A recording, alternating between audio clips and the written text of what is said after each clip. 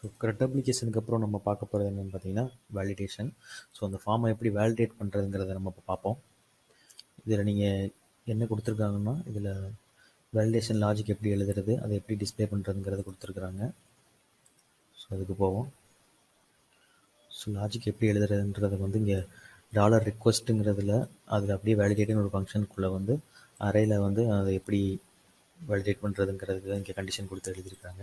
So இதில் எப்படி கொடுத்துருக்காங்களோ அது நம்ம ஃபார்முக்கு ஏற்ற மாதிரி நம்ம அதை மாற்றி ட்ரை பண்ணி பார்க்கலாம்.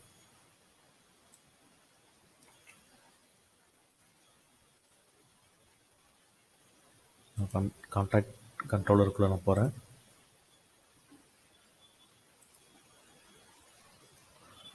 ஸோ என்னோட இன்சர்ட் கொரி போடுறதுக்கு முன்னாடி நான் அதை வேலிடேட் பண்ணணும். நான் போய் பண்ணதை நான் பேஸ்ட் பண்ணிக்கிறேன்.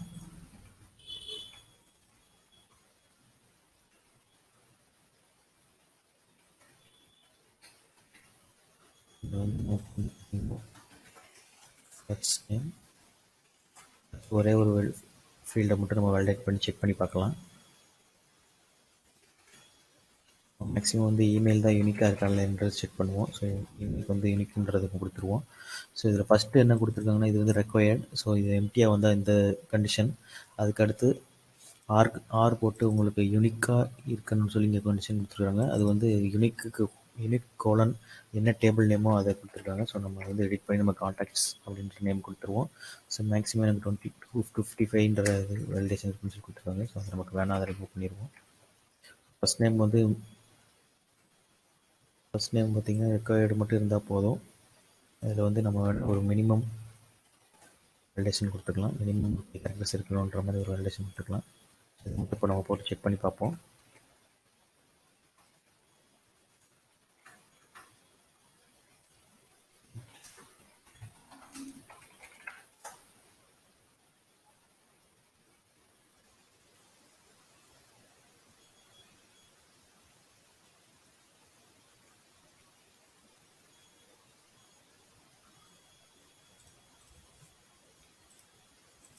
ஸோ நான் ப்ரௌசரில் போய் அதை செக் பண்ணி பார்க்குறேன்.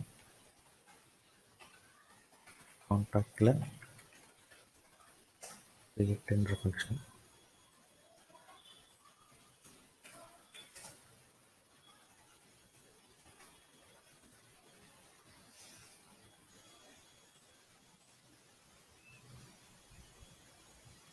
ஸோ அதை வந்து நான் டேரெக்டாக எதுவுமே வேல்யூஸ் எதுவுமே கொடுக்காம டேரெக்டாக நான் இப்போ சப்மிட் கொடுக்குறேன்.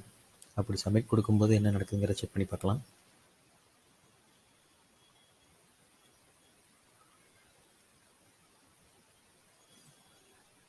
ஸோ எனக்கு ரீடைரக்ட் ஆகி கான்டாக்ட் பேஜுக்கு ரிட்டர்ன் வந்துருச்சு. ஆனால் எரர் மெசேஜ் எதுவுமே டிஸ்பிளே ஆகலை. ஏன்னா நம்ம இன்னும் அந்த எரர் மெசேஜ் டிஸ்பிளே பண்ணுறதுக்கான கோடிங் நம்ம போடலை. ஸோ அதை எப்படி கொடுத்துருக்காங்கன்றதை நம்ம கீழே ஸ்க்ரோல் பண்ணி பார்க்கலாம். ஸோ டிஸ்பிளேயிங் த வேலிடேஷன் எரர்ஸ்ன்னு சொல்லி கொடுத்துருக்குறாங்க. இதில் வந்து இஃப் கண்டிஷனுக்குள்ளே அந்த எரரை வந்து ஒரு டிவுக்குள்ளே வந்து அதை லூப்பிங் போட்டு அதை டிஸ்பிளே பண்ணியிருக்காங்க. ஸோ இதை வந்து நான் அப்படியே காப்பி பண்ணிக்கிறேன்.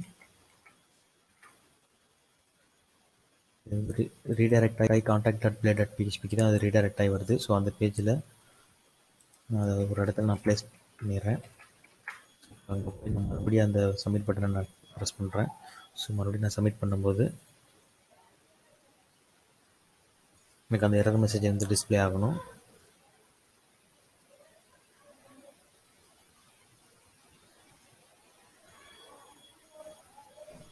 எனக்கு வந்து எரர் மெசேஜ் வந்து டிஸ்பிளே ஆகுது. இது வந்து மொத்தமாக எரர் மெசேஜ் வந்து நம்ம மேக்ஸிமம் இப்படி இந்த மாதிரி டிஸ்பிளே பண்ண மாட்டோம். அந்தந்த ஃபீல்டுக்கு நேராக தான் நம்ம அதை டிஸ்பிளே பண்ணுவோம்.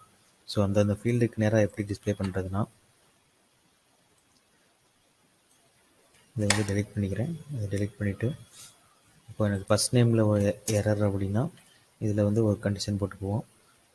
ஸோ இஃப்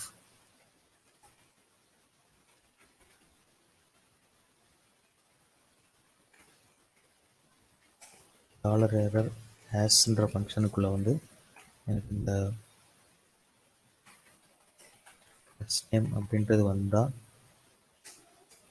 ஸ்பேன் ஒன்று க்ரியேட் பண்ணிக்கலாம்.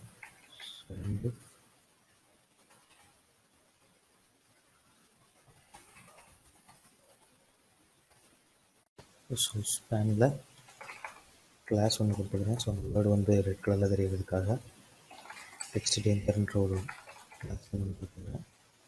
ஸ்பேனில் வந்து கேர்லி பிரேசஸ் ஓப்பன் பண்ணி இதில் டாலர் எரர்ஸில்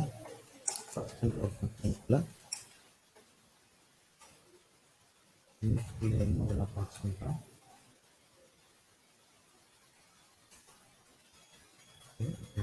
அதுதான்ன்றதை நம்ம செக் பண்ணி பார்க்கலாம். சப்மிட் பண்ணுறேன். சப்மிட் பண்ணும்போது எனக்கு வந்து எரர் மெசேஜ் வந்து அந்த ஃபீல்டுக்கு கீழே வந்து எரர் மெசேஜ் டிஸ்பிளே ஆகுது. ஸோ இப்படி தான் அந்தந்த ஃபீல்டில் எனக்கு எரர் மெசேஜ் ஷோ ஆகணும்னா இதை அப்படியே காப்பி பண்ணி எல்லா இதுலேயும் நீங்கள் போட்டுக்கோங்க. ஸோ எனக்கு வந்து இந்த ஃபஸ்ட் நேம் ஃபீல்டு இஸ் ரெக்வயர்டுன்னு சொல்லி வருது.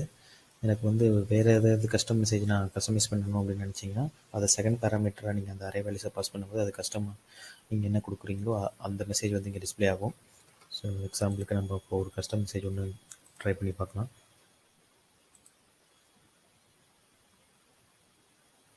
ஸோ இதில் இருக்கிற ஃபஸ்ட்டு அரே வேல்யூ வந்து நான் கட் பண்ணி வேரியபிளில் வச்சுக்கிறேன். ஸோ அதுக்கு நேம் வந்து நான் ரூல்ஸ் வைக்கிறேன். ரூல்ஸ்னு ஒரு வேரியபிள் டிக்ளேர் பண்ணிவிட்டு அதில் நான் அந்த அரே வேல்யூஸ் வச்சுட்டேன்.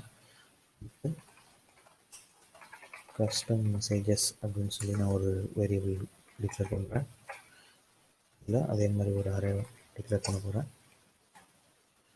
ஸோ டாட் ரெக்வயர்ட் இப்போ செக் பண்ணி பார்க்குறதுக்காக நான் போடுறேன். நீங்கள் அடுத்த ஃபீல்ட்ஸ் நீங்கள் வேறு ஏதாவது வேல்யூஷன் செக் பண்ணணும் நீங்கள் போட்டு டெஸ்ட் பண்ணி பாருங்கள். ஸோ ஃபஸ்ட் நேம் ரெக்வயர்டுக்கு வந்து நான் என்டர் ஃபஸ்ட் நேம்ன்றது வேல்யூ கொடுக்குறேன். ஸோ நீங்கள் ரூல்ஸ் என்ன கொடுக்கணுமோ அதை ஃபஸ்ட்டு அரேவாக நீங்கள் பாஸ் பண்ணணும். அதுக்கப்புறம் மெசேஜ் நீங்கள் கஸ்டம் மெசேஜ் என்ன கொடுத்துருக்கீங்களோ அதை வந்து நீங்கள் செகண்ட் அரேவாக நீங்கள் பாஸ் பண்ணணும். நான் இப்போ சேவ் பண்ணிட்டேன். இப்போ நான் அதை வந்து நான் சப்மிட் பண்ணுறேன். இப்போ நான் என்ன மெசேஜ் கஸ்டம் மெசேஜ் என்ன கொடுத்துருக்கணும் அது வந்து இங்கே எனக்கு மாறி வரணும். ஸோ இங்கே பார்த்தீங்கன்னா என்டர் ஃபஸ்ட் நேம்ன்ற மாதிரி டிஸ்பிளே ஆகுது. ஸோ இப்படி தான் வந்து கஸ்டம் மெசேஜ் அதில் வந்து செட் பண்ணி டிஸ்பிளே பண்ணுறது. இதில் வேலிடேஷன்லேயே பார்த்தீங்கன்னா நிறைய இருக்குது. ஸோ என்னால் கம்ப்ளீட்டாக இவ்வளோ வேலிடேஷன் என்னால் எக்ஸ்பிளைன் பண்ண முடியாது. உங்களுக்கு என்ன டவுட்டாக இருந்தாலும் நீங்கள் என்ன கொடுத்துருக்காங்களோ அதை நீங்கள் செஞ்சு பார்த்து உங்களுக்கு அண்டர்ஸ்டாண்ட் பண்ணிக்கோங்க. இதில் நீங்கள் மெயினாக பார்க்க வேண்டியது என்னென்னா கஸ்டம் மெசேஜ் எப்படி டிஸ்பிளே பண்ணுறது, என்ன ரூல்ஸ் எப்படி டிஸ்பிளே பண்ணுறது, ஒரு டேபிளில் வந்து யூனிக் எப்படி செக் பண்ணுறதுங்கிறத நம்ம மெயினாக பார்க்க வேண்டியது. ஸோ இங்கே நீங்கள் யூனிக்னு கொடுத்து என்ன டேபிள் நேம் கொடுத்துருக்குறீங்களோ அதில் இந்த காலம் நேம் என்ன இருக்கோ அது வந்து உங்களுக்கு யூனிக் செக் பண்ணிடுறோம். நீங்களே உங்கள் சிஸ்டத்தில் செக் பண்ணி பாருங்கள். ஸோ இதோட வேலிடேஷன் வந்து கம்ப்ளீட் ஆயிடுச்சு.